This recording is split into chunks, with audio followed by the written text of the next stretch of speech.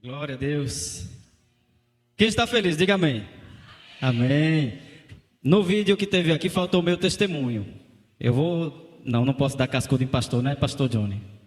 Eu vou dar um cascudo no pastor porque não me chamou para dar o testemunho. Porque eu sou fruto desta igreja. Eu nasci da água e do Espírito nessa igreja aqui. E eu estava lembrando de um momento em que a irmã Juscelia ali sentada onde ela está, eu estava sentado ali tendo aula com ela. E eu lembro de um momento como se fosse hoje, que eu não estava querendo me batizar, e ela disse uma frase que eu lembro como se fosse hoje. Ela disse: não esperem haver algo extraordinário no seu batismo, porque não vai haver. Vai haver a presença de Deus, que é o mais importante. Os céus não vão se abrir, mas vai haver a presença de Deus. Ali eu decidi me batizar. E nesse batistério foi onde aconteceu. Para quem não me conhece, eu sou o pastor Andrésio. Alguns me conhecem por Dói. Quem me conhece por Dói, levanta a mão. Eita, é muito aqui, glória. Mas eu não sou conhecido por pastor Dói, não. É apenas Dói, se quiserem chamar. Mas eu estou muito feliz por estar aqui, agradecendo ao pastor Johnny aí esse convite, porque para mim realmente é um privilégio. Há 21 anos eu me converti nesta igreja. E hoje eu estou aqui pregando, eu como pastor. Está ali minha esposa Priscila. Levanta aí, por favor. Ela não sabia, essa jovem linda minha esposa, Giovana, minha filha, está lá dentro, lá em cima, né? Lá em cima. Ela não sabia que era para vir de verde. E ela veio a caráter. Então, é Deus que faz essas coisas, né? E eu tenho apenas realmente a dar glória a Deus, porque Ele tem cuidado de nós. Eu estou hoje pastoreando, auxiliando o pastor Marcos Fenelon na Ibal, Igreja Batista Aldeia. Como pastor dos pequenos grupos, estamos com 63 pequenos grupos. E eu digo e reforço o que já foi falado aqui: participem de um pequeno grupo. PGM é bênção para as nossas vidas e principalmente para as vidas de quem não tem o Senhor Jesus Cristo. É onde nós temos a oportunidade de ganhar pessoas para Cristo. E uma oportunidade grande não pode ser perdida. Amém? Temos hoje como tema: haja mais amor, a começar em mim. E eu creio que vocês já decoraram a divisa. Eu creio nisso. Vamos ler a divisa, por favor? Ali não, né? Uma vez eu briguei no bom sentido, em uma reunião de liderança que estava o slide, estava o meu nome, e tinha Andrésio. Volta aí, por favor, o nome. Se perdeu aí no meio do caminho. Estava Andrésio com acento agudo no E e S. O meu nome é... Eu não estou reclamando, só estou dizendo. Meu nome não tem acento agudo e é com Z. E na reunião eu disse... Eu pedi a oportunidade, é uma reunião muito importante. Eu disse, meu nome é sem acento agudo e com Z. Pastor Marcos Fenelon.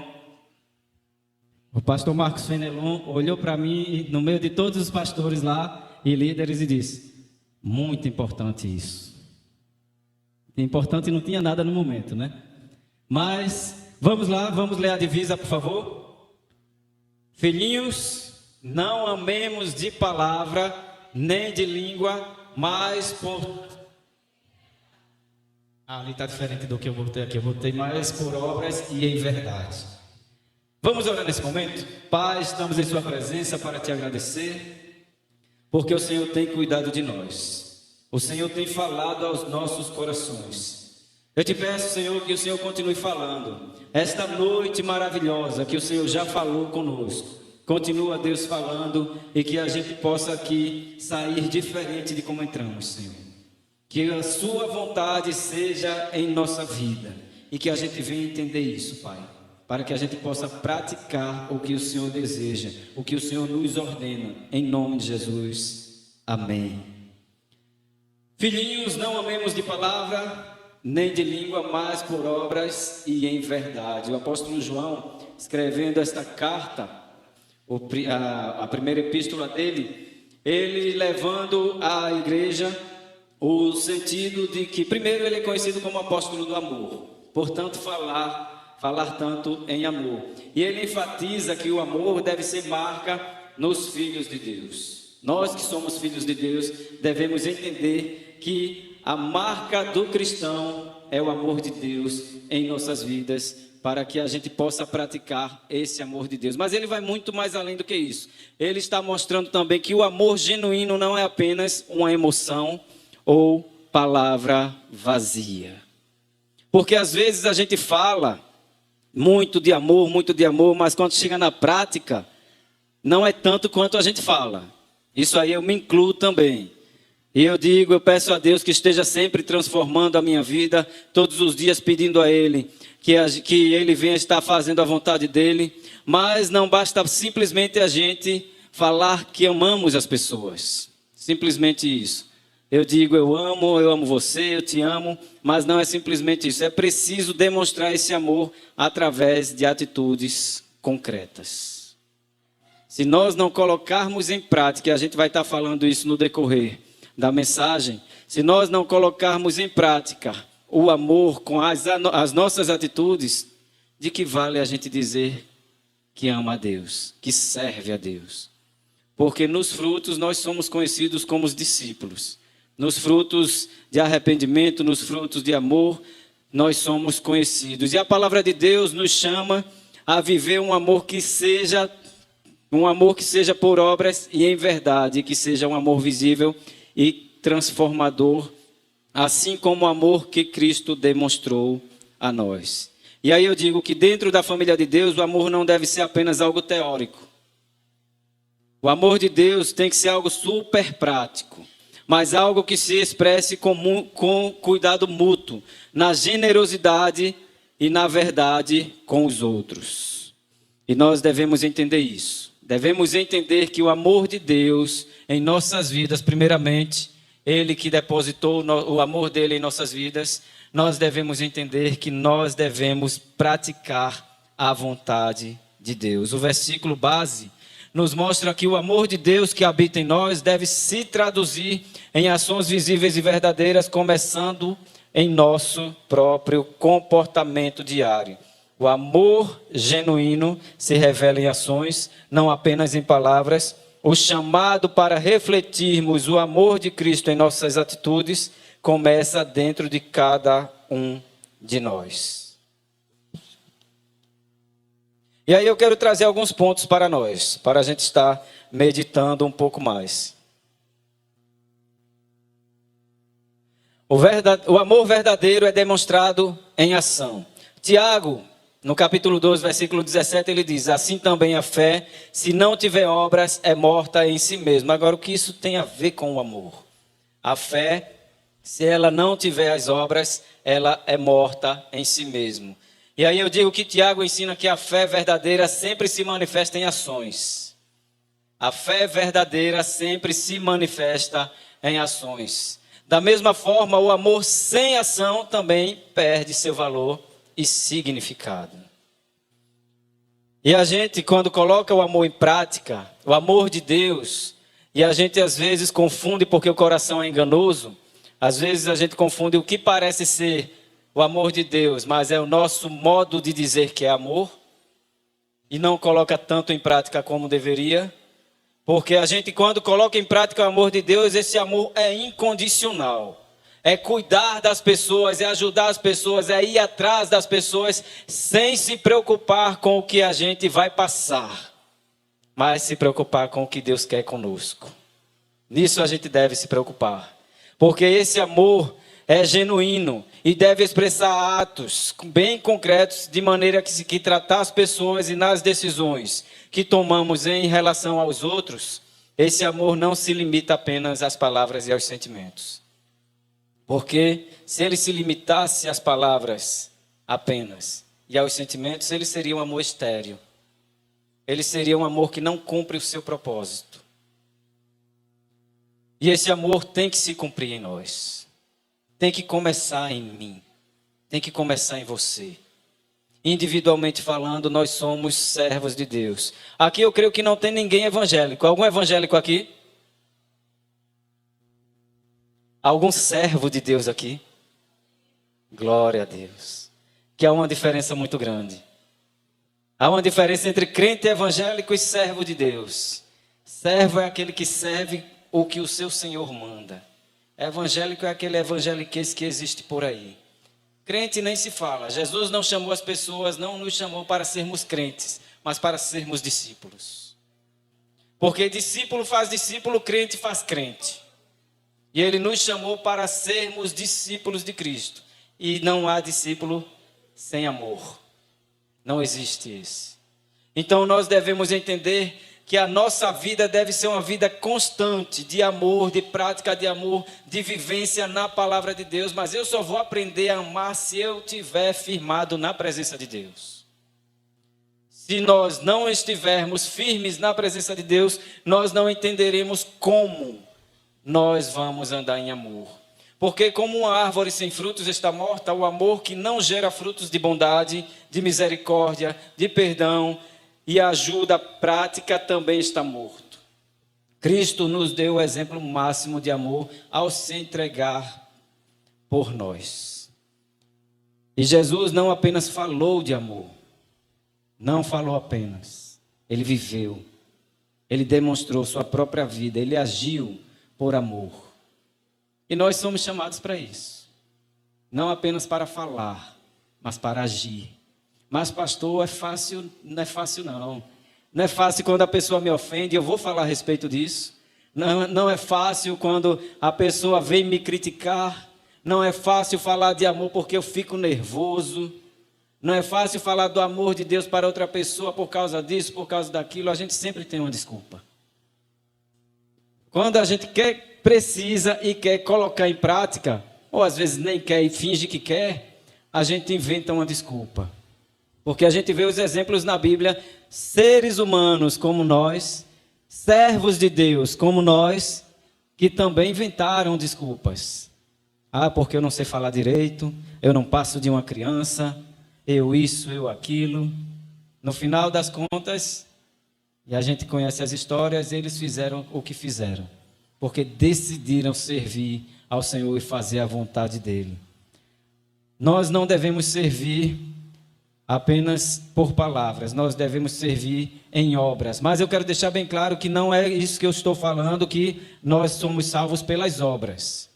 Mas nós somos salvos para as boas obras, para praticar as boas obras.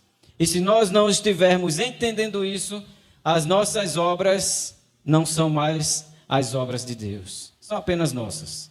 Nós somos salvos por nossas obras, mas não somos salvos por nossas obras, mas nossas obras demonstram a autenticidade da nossa fé e do nosso amor. Eu acho que vocês já ouviram a história de algumas pessoas que quando fizeram algo bom para outras pessoas, disseram, aquele ali é um homem de Deus, aquela ali é uma mulher de Deus. Foi por causa das obras? Não. Foi por causa de quem está por trás dessas obras. Por causa daquele que está dentro daquele que decidiu fazer as boas obras. Por causa de Cristo. E quando nós decidimos isso, a luz do Senhor brilha em nós. E às vezes, sem falar nada, nós somos reconhecidos como servos de Deus. Agostinho, conhecido como Santo Agostinho, ele diz, pregue em todo o tempo, quando for preciso, fale. E falar é falar do amor de Deus. Pregue em todo o tempo, ou seja, viva o testemunho. Seja um testemunho vivo. Quando for preciso, fale. Estava eu e Priscila, uma vez, em um dos hospitais, tipo uma mini UPA lá em Camaragibe. Eu passei o dia todo soluçando. Quando chegou a noite, foi de manhã até de noite sem parar. Aí à noite o meu pastor, na época, ele disse, vai lá no SEMEC, que é o hospital. E aí nós fomos. Quando chegamos lá, estávamos na recepção, ali Sabe que hospital público é rápido o atendimento, né? Hospital do SUS. E estávamos lá. De repente chega uma mulher perto de nós e diz: vocês são cristãos, não são? Eu estava lá já com aquela cara de SUS. Vocês sabem o que é a cara de SUS, né? Cara de SUS, vocês chegam lá no hospital, está todo mundo quase morrendo assim. Eu estava lá com essa cara de SUS. E aí essa mulher chegou perto de nós e disse isso: vocês são cristãos, né? Cristãos, somos. Aí eu disse: eu sou pastor, essa é minha esposa. Ela disse: eu vi a luz em vocês. E aí foi quando aí é quando eu penso no que eu falei agora da frase, que pregue em todo o tempo, quando for preciso, fale. E nós ali glorificamos o nome do Senhor. Nós devemos estar sempre prontos a buscar a vontade do Senhor e a fazer a vontade do Senhor, para que Ele venha estar sendo glorificado em nossas vidas. João, capítulo 13, versículos 14 e 15, relata que Jesus lavou os pés dos discípulos.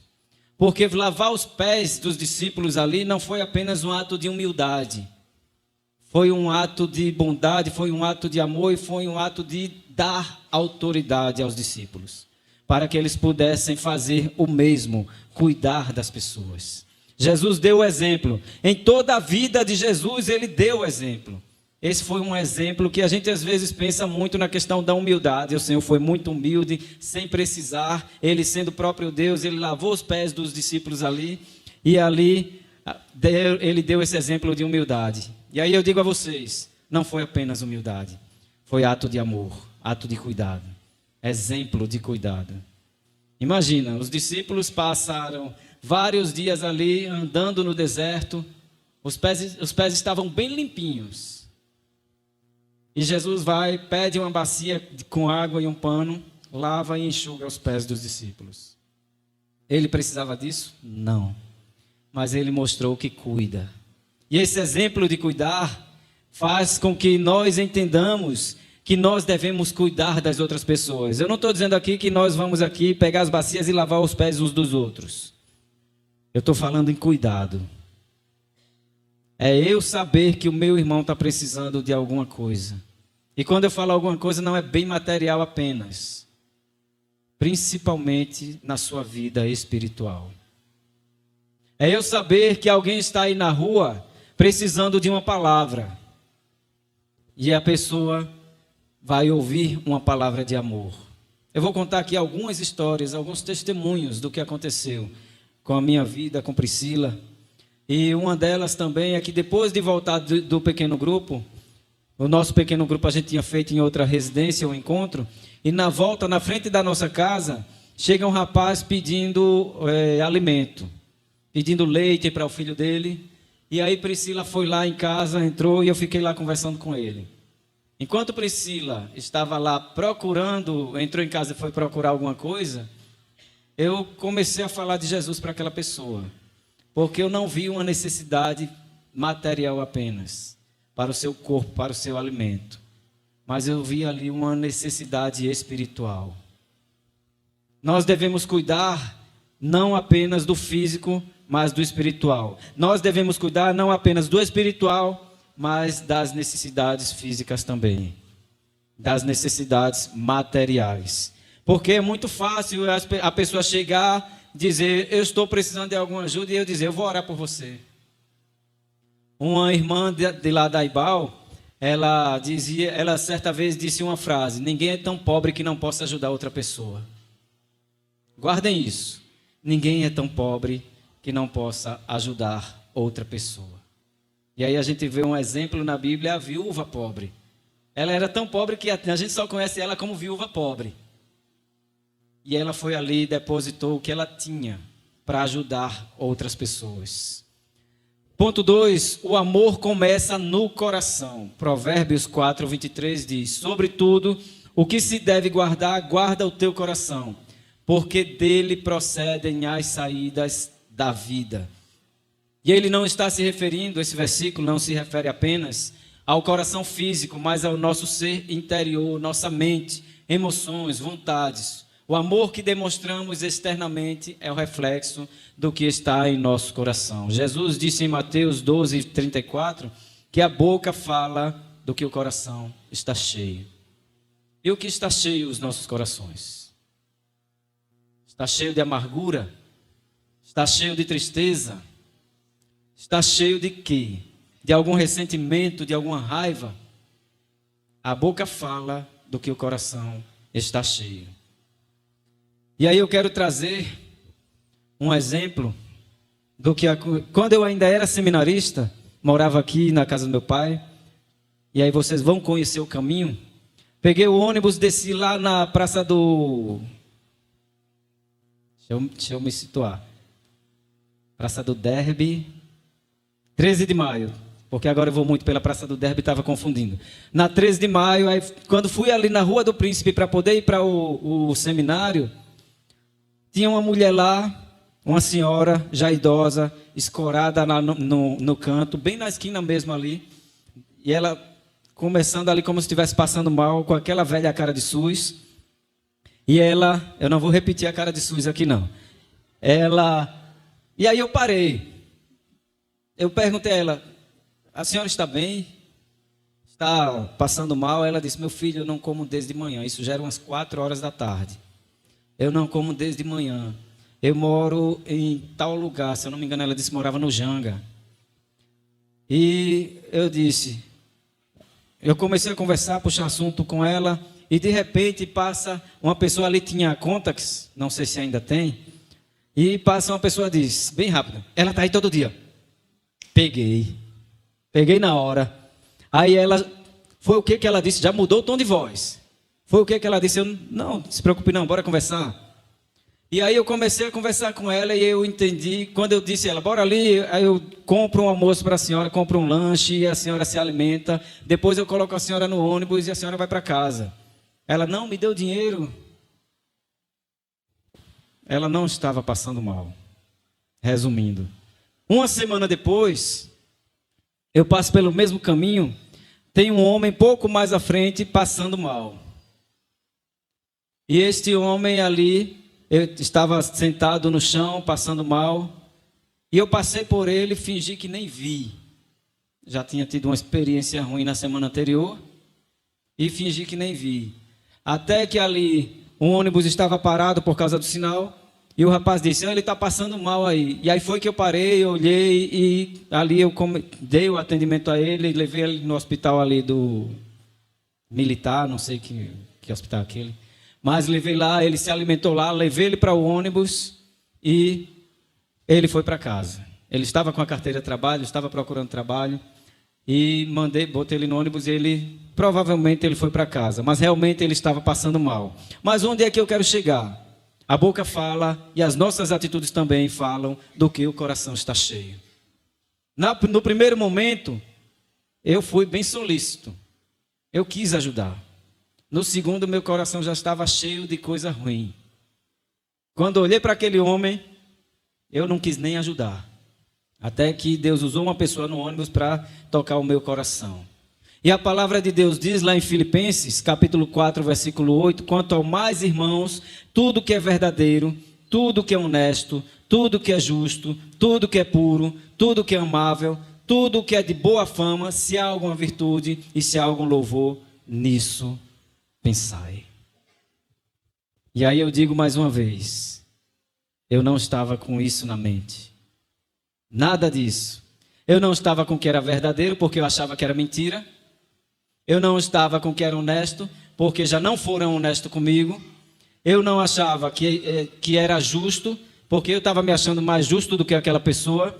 Eu não estava achando que era puro, porque a pureza vem pelo amor de Deus. E eu estava pensando que ali era mais alguém se enganando. E eu que não estava sendo puro com aquela pessoa, porque o amor de Deus não estava sendo na prática comigo ou em mim. Eu não estava amando aquela pessoa, ou seja, lembra o que eu disse? Amar sem prática é estéril. Então eu não estava tendo atitudes de amor. E muito menos a virtude do Senhor estava sendo em minha vida. Então nós devemos entender que a palavra do Senhor ela tem que reinar nas nossas vidas, não apenas dentro do coração ou na mente. Tem que ser de dentro para fora. Nós devemos buscar a vontade do Senhor, para que Ele faça a vontade dEle nas nossas vidas, mas a gente tem que se entregar. Se entregar para que Ele faça. Porque às vezes a gente diz o seguinte: faz, Senhor, a tua vontade. Depois de uma hora, a gente tenta fazer a vontade de Deus. Na verdade, a nossa própria vontade. Teve um irmão que disse, ontem mesmo, no estudo do PGM, ele disse, ontem não, sexta-feira, ele disse que a gente entrega a nossa vida, os nossos problemas, as nossas dificuldades a Deus de manhã, e à tarde pega de volta. E às vezes isso acontece. Como é que eu entrego a minha vida ao Senhor para que a vontade dEle seja feita, se depois eu tomo atitude sem esperar a vontade do Senhor? Existem 3 coisas muito importantes que o Senhor nos dá de resposta. É o sim, o não e o espera. Desses 3, o espera, coitado da gente. Porque pense num bichinho ansioso, é o ser humano, que não sabe esperar. E a gente às vezes toma atitude sem esperar a resposta do Senhor, e essas atitudes com certeza não são boas. Porque a vontade do Senhor é boa, é agradável e é perfeita. Não tem vontade melhor. E quando a gente espera e coloca em prática a vontade dEle, nós estamos buscando o que Ele quer para nós. O nosso coração é enganoso. E nós devemos buscar não o que o nosso coração está cheio de coisa ruim, mas quando nós nos enchemos da vontade de Deus e do Espírito Santo. Isso nós devemos buscar. O amor perdoa e não guarda mágoas. Eita, coisa difícil. Colossenses capítulo 3, versículos 13 e 14 diz: suportando-vos uns aos outros e perdoando-vos uns aos outros, se algum tiver queixa contra outro. Assim como Cristo vos perdoou, assim fazei vós também. E sobre tudo isto, revesti-vos de amor, que é o vínculo da perfeição. E em Efésios capítulo 4, versículos 2 e 3, ele fala algo semelhante. Com toda humildade e mansidão, com longanimidade, suportando-vos uns aos outros em amor, procurando guardar a unidade do Espírito pelo vínculo da paz. O amor que começa em nós deve ser um amor que perdoa e guarda rancor, porque assim é o amor de Cristo. Devemos exercitar o perdão como estilo de vida, lembrando que fomos perdoados por Cristo. Nós devemos colocar esse amor prático, esse amor de perdoar também em prática. Primeiramente, nos perdoando, porque se a gente não se perdoar, a gente não consegue perdoar ninguém. Segundo, perdoando outras pessoas, para que possamos também ser perdoados. A palavra diz que se nós não perdoarmos aquele que nos ofende, tampouco nosso Pai nos perdoará. Mas às vezes essa prática de amor sobre o perdão não é fácil. Às vezes a ofensa é tão grande que a gente guarda aquilo e às vezes por anos nós guardamos. E nós devemos estar perdoando aquele que nos ofendeu. Porque o perdão é um dos testes mais claros de um coração transformado. O perdão é um teste que nós não conseguimos nem dizer o tamanho desse teste. A validade, a quantidade. Imagine alguém que tenha sido profundamente magoado por outra pessoa. E aí, quando eu digo que nós devemos perdoar para que a gente seja sarado, para que a gente seja tratado e a gente também seja usado nisso, é algo que às vezes nos corrói por dentro. Eu, no meu primeiro ministério, já pastoreava mesmo como seminarista, mas oficialmente, depois da consagração pastoral, 3 meses depois eu fui pastorear em uma congregação, e essa congregação, a igreja mãe tinha um convênio com a AME, a Área de Missões estaduais, onde a AME passava um certo valor para a igreja, para que a igreja passasse para mim, que eu estava lá no campo, lá no Agreste. E o que foi que aconteceu? Estava eu e Priscila lá, recém-casados, e o pastor prendia o dinheiro, segurava o dinheiro da igreja, que era para repassar para mim o dinheiro da AME. A igreja era para ajudar com o salário mínimo, o aluguel, mais o salário da AME. E aí, o pastor prendia o dinheiro, até entrar o dinheiro na igreja, estava em crise financeira, para poder passar para a gente. Nesse tempo, a gente quase passa fome. Para não dizer que a gente passou fome, tinha arroz e ovo em casa. Foi um momento muito difícil.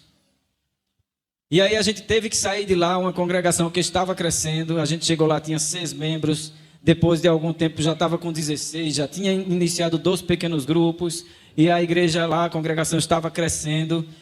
E a gente saiu lá debaixo de muito choro, muito magoados.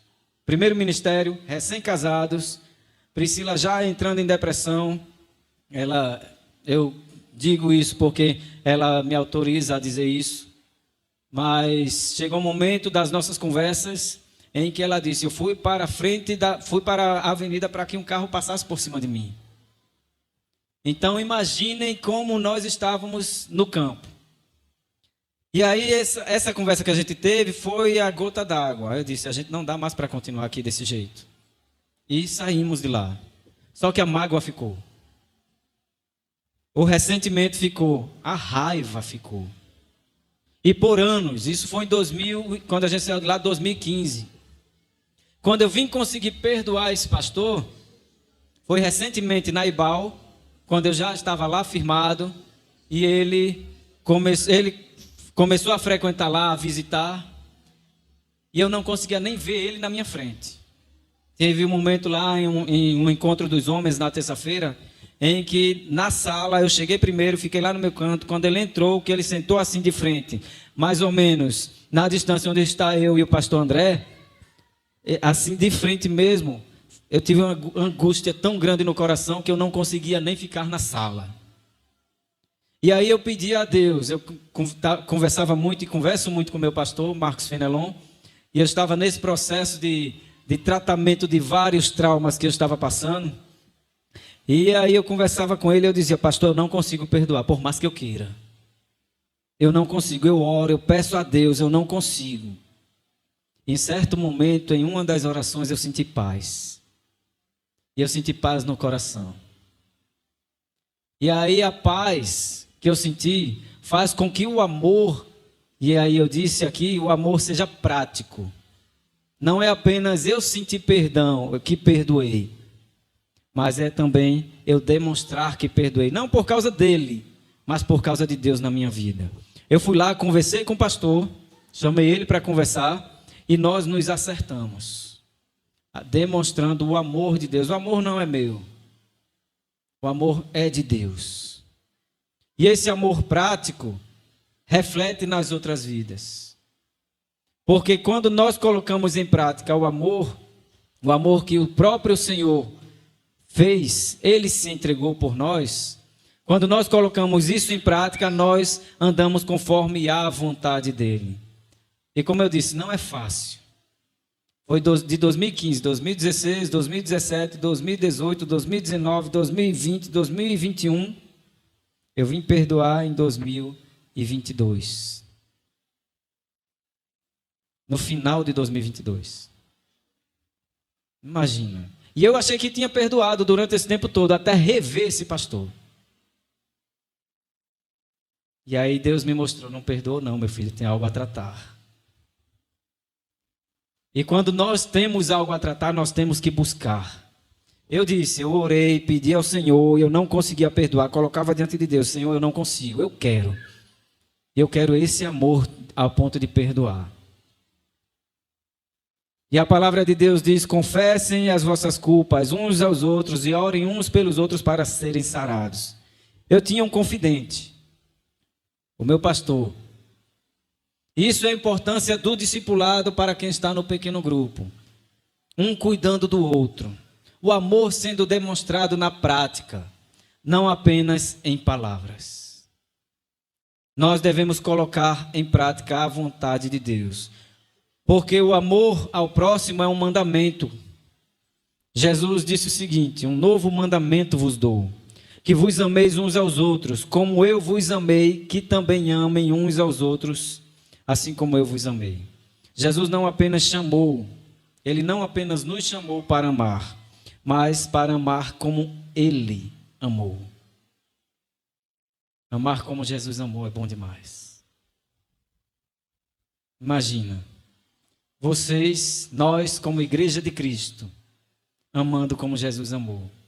O apóstolo Paulo é tão ousado, porque ele buscou tanto ao Senhor, buscou tanto, ele é tão ousado a ponto de dizer: sejam meus imitadores como eu sou de Cristo. E a gente, eu não digo vocês, mas eu não tenho essa coragem, essa ousadia de dizer: sejam meus imitadores como eu sou de Cristo. Eu tenho coragem de dizer, não que eu tenha alcançado, mas uma coisa eu faço: deixo para trás as coisas que já ficaram e sigo para o alvo pelo prêmio da soberana vocação de Deus em Cristo Jesus. É isso que nós devemos fazer: buscar o Senhor, colocar em prática, porque saber que a vida do próximo é preciosa. Nós somos preciosos. Como diz a música Mover do Espírito, você tem um valor, quero que valorize, cada um chama de um jeito. Nós temos valor, porque o Espírito Santo habita em nós.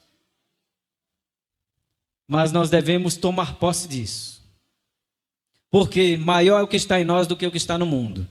O Espírito Santo de Deus habita em cada um de nós, pelo menos nós que já servimos, nos entregamos ao Senhor.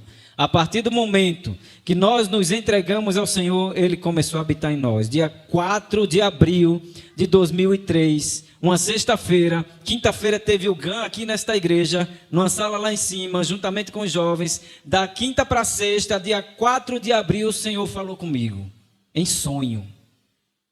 Aqui poucos conhecem o meu testemunho de conversão. E eu sonhei com meu irmão, aqui os irmãos conhecem, Alain, pastor Alain.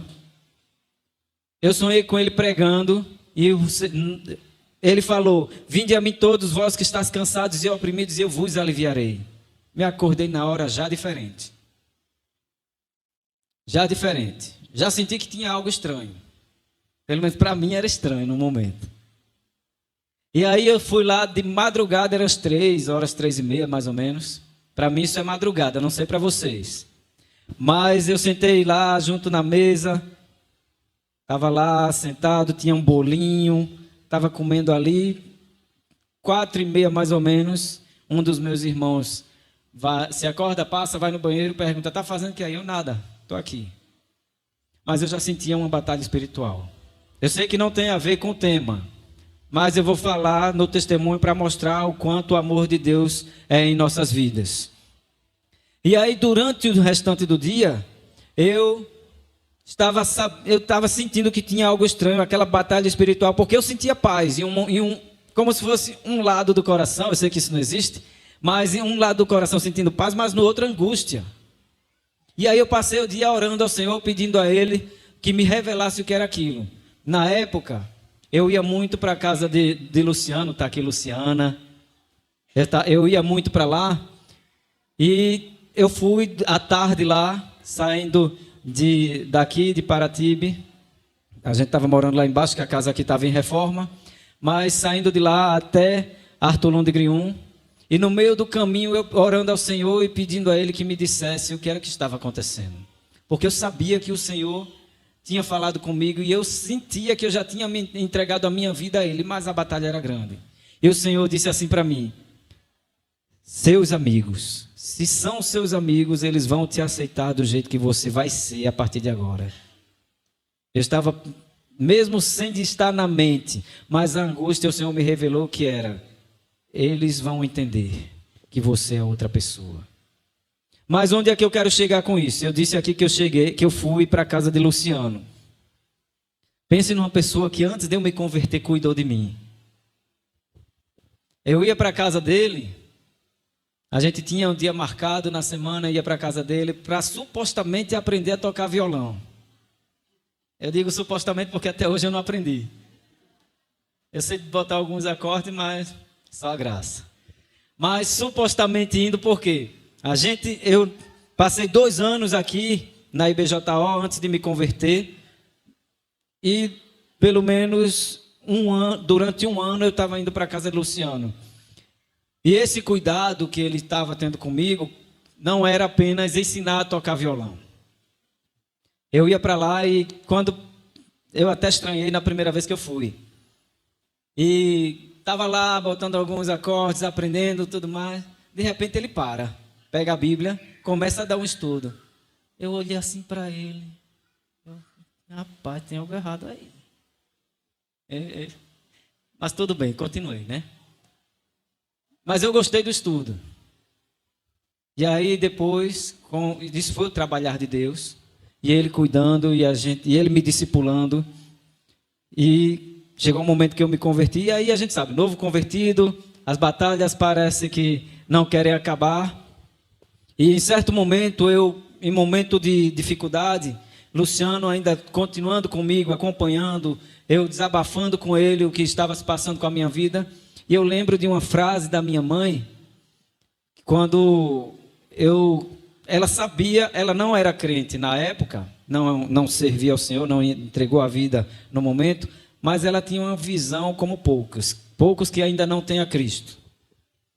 E no meio da dificuldade, eu recebi uma palavra, como se fosse uma palavra de repreensão de uma pessoa, que disse, porque além de eu ir para lá, a gente conversava, eu ajudava em algumas coisas também, e alguém disse para mim, ele não te ajuda em nada. E minha mãe olhou, quando eu conversei com ela, ela disse para mim, muitas vezes a ajuda é mais espiritual do que física. Eu digo, o amor que Luciano aprendeu aqui é um amor que eu aprendi através dele também e que eu aprendi aqui nesta igreja. E que não ficou aqui. Porque eu sei que não foi só eu. Eu sei que não é só eu. Várias pessoas já passaram por aqui. E eu tenho certeza que o trabalhar de Deus nessas vidas aqui não foi em vão. Senão eu não estaria aqui trazendo a palavra do Senhor.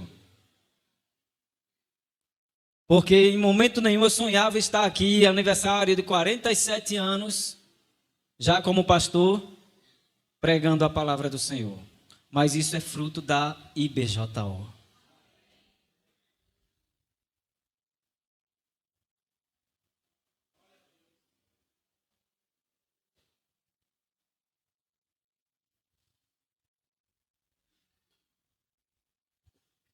Só Deus, meus irmãos.